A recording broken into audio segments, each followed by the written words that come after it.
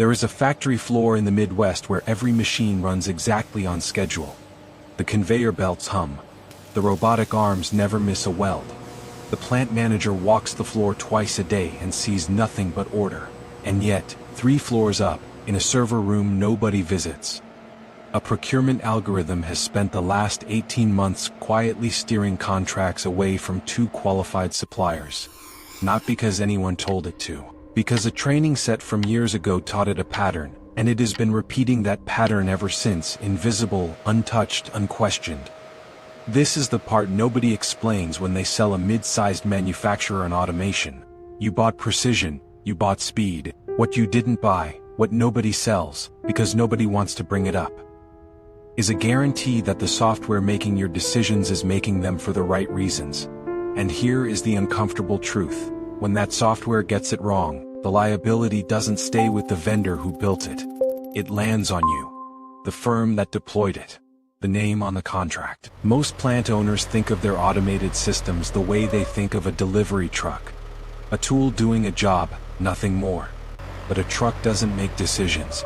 A procurement algorithm does. It decides who gets the contract and who doesn't, which supplier's data looks cleaner, which factory across the world gets flagged as risky based on nothing more than a zip code pattern baked in years before anyone at your company ever touched the keyboard. You inherited that judgment, you didn't write it, but you own it. For a long time this didn't matter much because nobody was looking. That is changing. Regulatory bodies across major markets are moving from voluntary guidance to binding accountability standards for algorithmic decision-making in industrial supply chains. The language varies by jurisdiction, but the direction doesn't.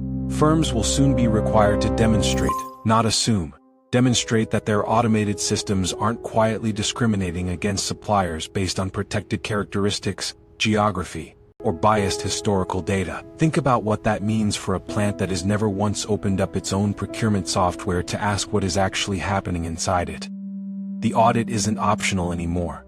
It is coming, one way or another, either as something you commissioned on your own terms, or as something a regulator commissions for you. After the fact, with your name already in the headline. The manufacturers who come out ahead in the next few years won't be the ones with the fastest robots. They'll be the ones who can put their hand on a stack of paper and say, "We checked. We know exactly what our systems are doing, and we can prove it."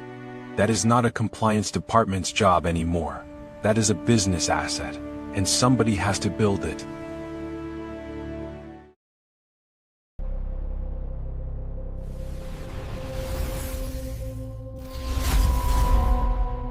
Here is where the story usually goes wrong.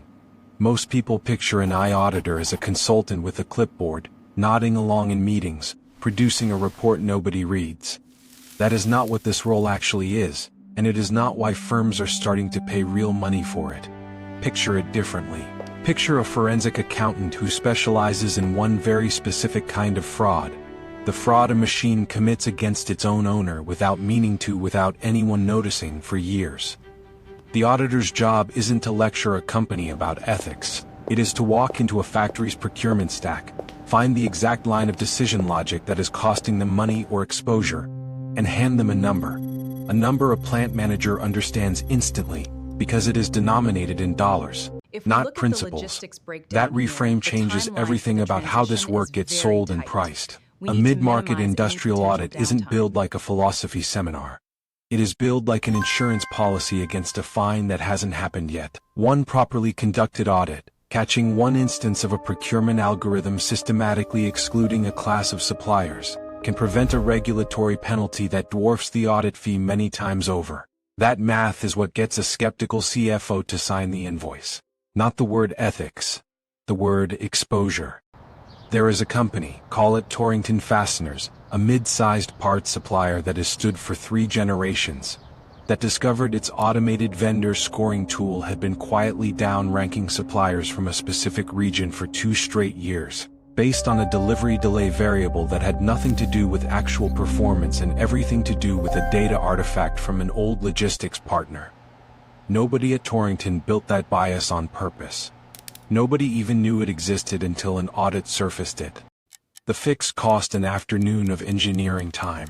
The exposure it prevented was measured in years of potential penalties and a supply chain quietly narrowing itself for no good reason at all. This is the pivot that makes the whole field work. Stop asking a manufacturer to care about ethics as a moral position, and start showing them algorithmic integrity as a form of industrial insurance.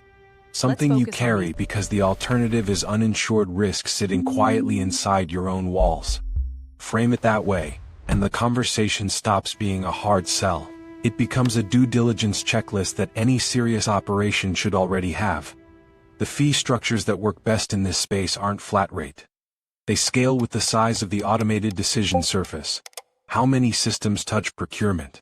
How many supplier relationships flow through them? How exposed the firm already is to the coming wave of accountability standards? Firms that understand this pricing logic early are the ones building durable practices, not one-off engagements.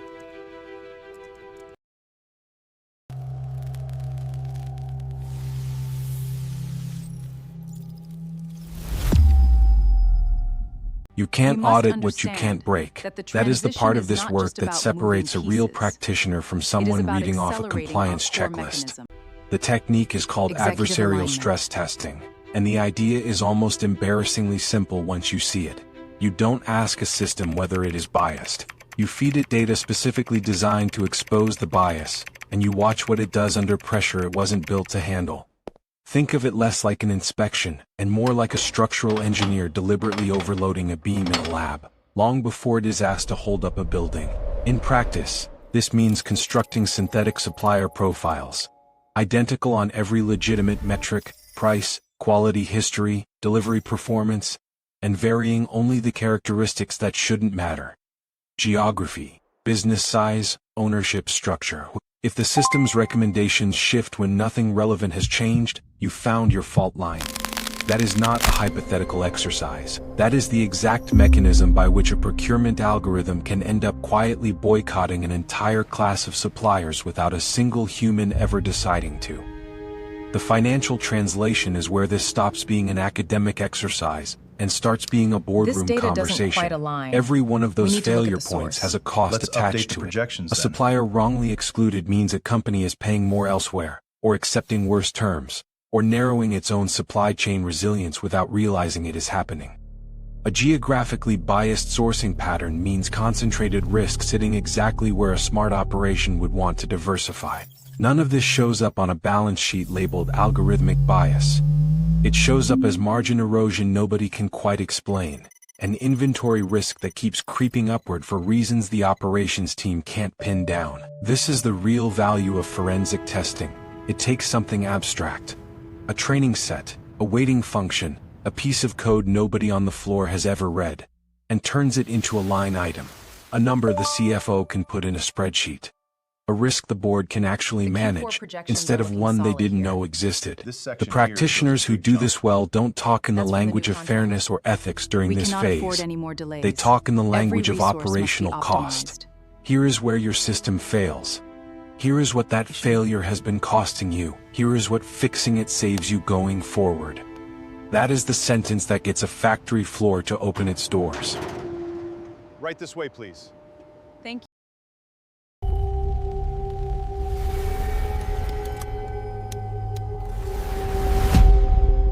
Every plant manager has the same fear the moment an audit gets proposed. Does this mean shutting something down? It doesn't. And knowing how to prove that up front is often the difference between getting hired and getting shown the door. The method that works is sometimes called a ghost audit, reviewing a live system's decisions in parallel, without ever touching the production environment itself. You are not pulling the algorithm offline. You are mirroring its inputs, watching what it does in real time, and comparing that against what an unbiased process should produce. The factory never slows down. The line never stops. The only thing that changes is that, for the first time, someone outside the system is actually watching what it does. This matters because the single biggest obstacle to getting hired isn't cost. It is fear. The internal data science teams fear that an outside auditor is there to expose their work as flawed, or worse, to replace them. That defensiveness is predictable, and it is manageable. If you walk in with the right framing, you are not there to indict anyone's code.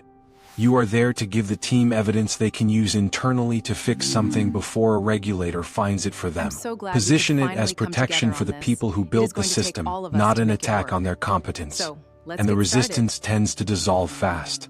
Nobody wants to be the engineer whose code triggered a 7-figure fine. Everybody wants to be the engineer who caught it first. There is a credentialing layer underneath all of this that is becoming increasingly relevant to how these engagements get priced and trusted. Certain internationally recognized quality and risk management standards, the kind auditors in adjacent industrial fields already hold, are increasingly being layered onto algorithmic auditing work, because they give a factory's leadership something familiar to point to when they're explaining a new hire to their own board. Practitioners who pair technical fluency with recognized standards in True quality precision management, requires information understanding the security, nuance. and risk That's how we assessment tend to achieve real command the depth. highest rates in this market, not I think the because team the is ready standards for the themselves transition. audit algorithms, but They still because need a they bit more signal time a on the rigor floor. the client can We will make vouch sure for they get all the internally. support they The need. blueprint in the end is less about any single technique and more about sequencing trust correctly.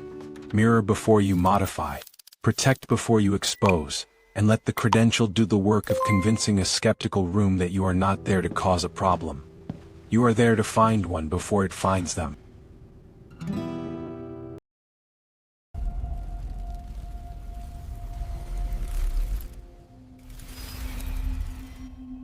There is a shift Our coming that expansion most strategy mid-sized must remain manufacturers focused. haven't fully registered We yet. cannot afford to Larger lose sight of our buyers, core goals. the firms that sit at the top of major supply chains, are beginning to require proof of human-in-the-loop verification before they'll sign a top-tier contract with a supplier at all, not a promise.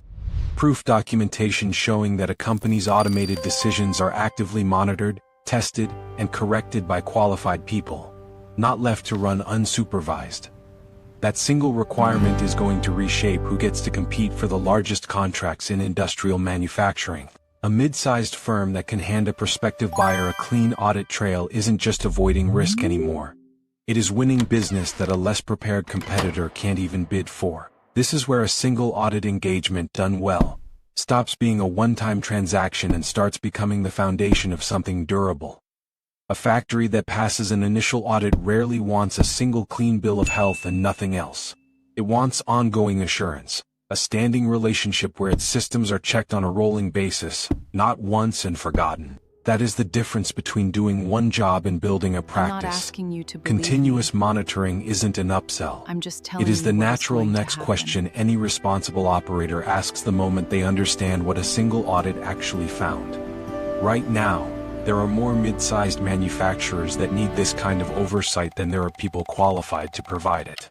That imbalance won't last forever, but it hasn't closed yet, and the people building real expertise in this space today are the ones who'll be recognized as the authority once the demand catches up to meet them. Not because they marketed themselves the loudest, because they were doing the actual work while everyone else was still calling it a compliance formality. The factory floor that opened this story didn't know what was happening 3 floors up in that server room. Most factories still don't. Somebody is going to be the person who walks in, finds it, and hands them the number. The only real question left is whether that is going to be you.